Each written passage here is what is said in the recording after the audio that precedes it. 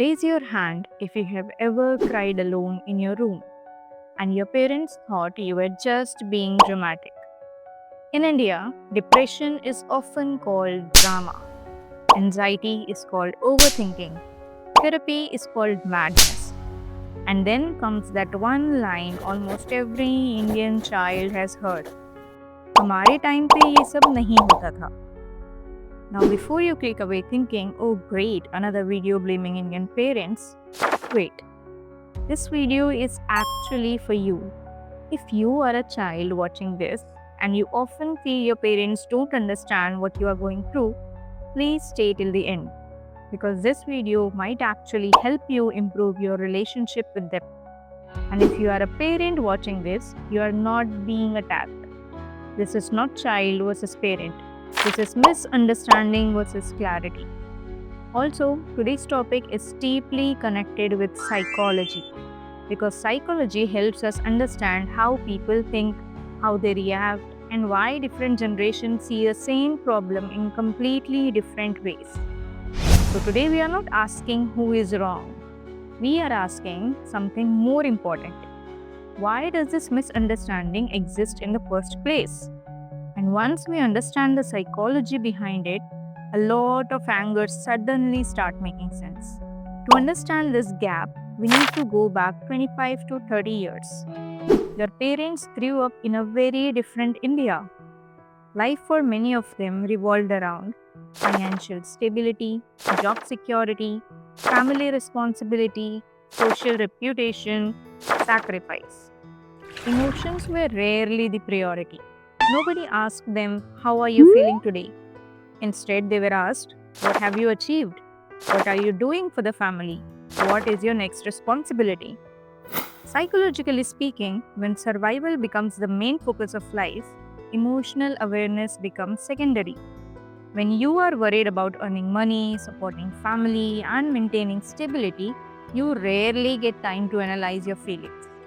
That doesn't mean they never felt anxiety. It doesn't mean they never felt overwhelmed. They probably did. But they never developed the language to talk about it. And this is extremely important because one of the basic principles in psychology is you cannot understand something if you were never given words to describe it.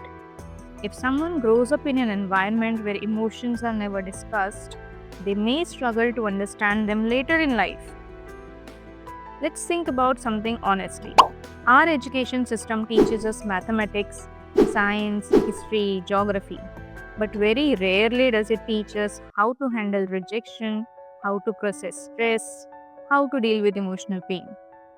Now imagine the situation 30-40 years ago. Mental health awareness was almost non existent.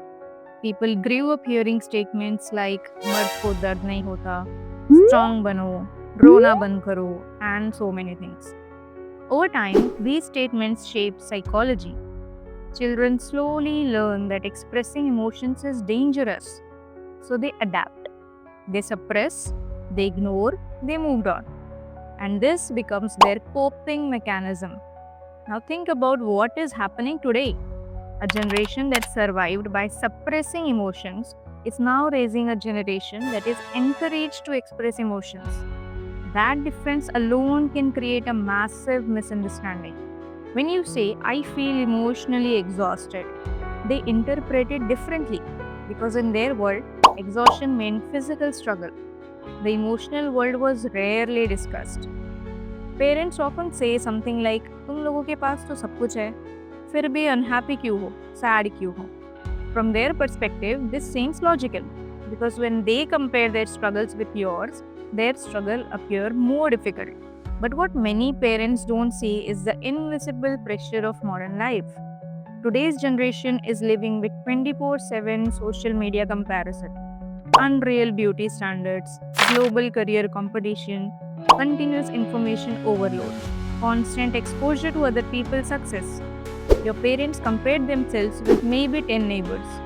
You compare yourself with millions of people online. Every day you see someone more successful, more productive, more talented, more attractive. Psychologically, this creates constant self evaluation. And and the human brain was never designed for that level of comparison. Your parents saw the world gradually. Your generation sees the entire world simultaneously. That changes expectations. That changes pressure. But the challenge is this: these pressures are invisible. There is no physical wound, no visible injury. And in psychology, we know something very important, which is invisible problems are always harder for others to believe. So, when a parent sees a physically healthy child saying they feel mentally exhausted, confusion begins. The part that most people misunderstand is fear. Now we reach a part that many people don't talk about. Sometimes parents dismiss mental health not because they don't care, but because they are afraid. Afraid of what? Afraid of things like therapy stigma, mental health labels, medication dependency, future consequences, society judgment, and. लोग क्या कहेंगे?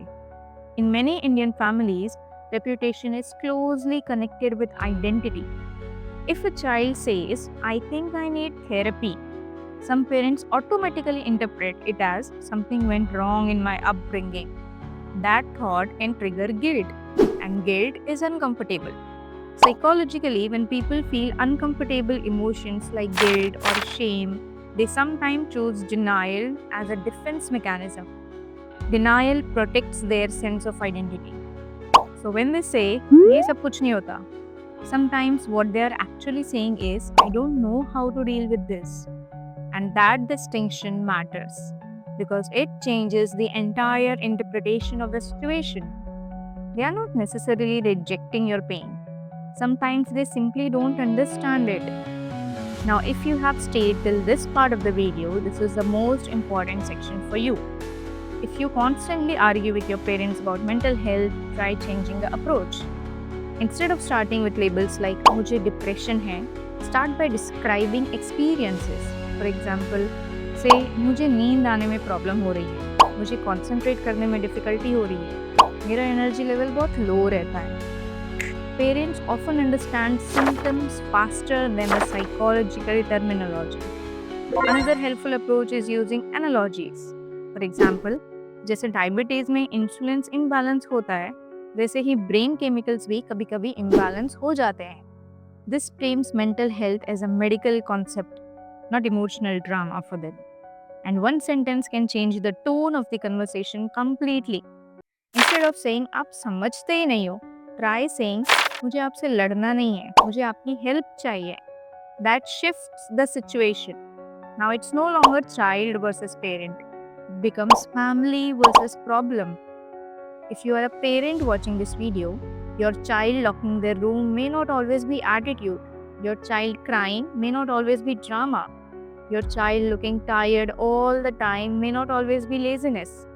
Sometimes it is emotional overwhelm. Sometimes it's anxiety. Sometimes it is silent burnout. Your child is not asking for attention. They are asking for safety. You don't need to understand every concept in psychology. Sometimes one simple sentence is enough. You can say, I may not fully understand what you are going through, but I am with you. That sentence can build trust. And trust builds healing. This conversation is not about proving parents wrong. And it is not about proving children weak. It is about understanding that two generations were shaped by two very different realities. One generation fought for survival, other generation is trying to fight for mental peace. Different battles, same intention, happiness and protection. And maybe they don't understand mental health because nobody ever understood theirs. If you are a child watching this, don't share this video to attack your parents. Share it to start a conversation. And if you are a parent watching this, watch it with curiosity rather than defensiveness. Because sometimes healing doesn't begin in therapy. Sometimes healing begins when people finally feel understood at home. If this video helped you see your parent differently or help you see your child differently, share it. Let's reduce this emotional gap one conversation at a time. Thank you so much for watching. See you in the next video. Bye.